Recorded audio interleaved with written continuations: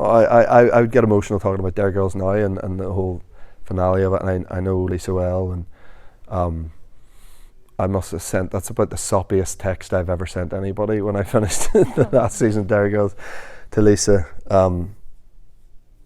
because trying to tackle the nuanced complications of being from this part of the world at that time, with such integrity and such humour, is almost impossible. I don't know how she managed to do it. It's incredible and so poignant, and I think I actually don't think that show would have worked if it was set in Belfast.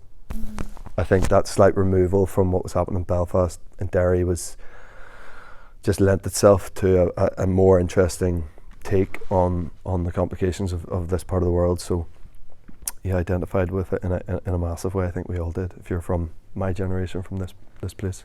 Yeah, she really captured the positive need to become passionate about integrated education. I just think the figures are too low. You know, less than 7% of primary school education is integrated. That's wrong.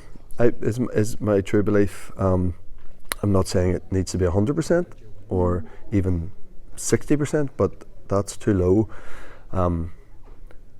I have a strong understanding of why there be certain fractions of society who'd be opposed to that figure being bigger, but I don't think taking kids at 4 years old and dividing them and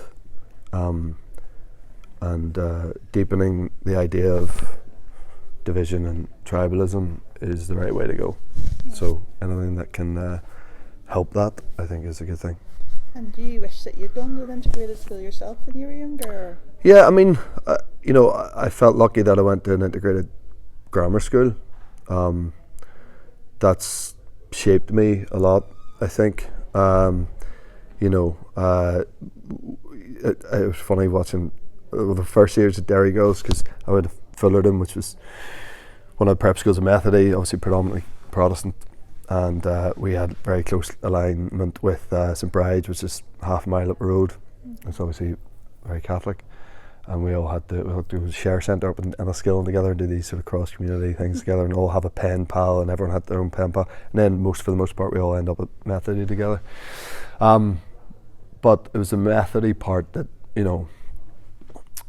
shaped me the most, and Methody then was probably slightly more Protestant. I know now it's more Catholic than Protestant, but also had a big international community.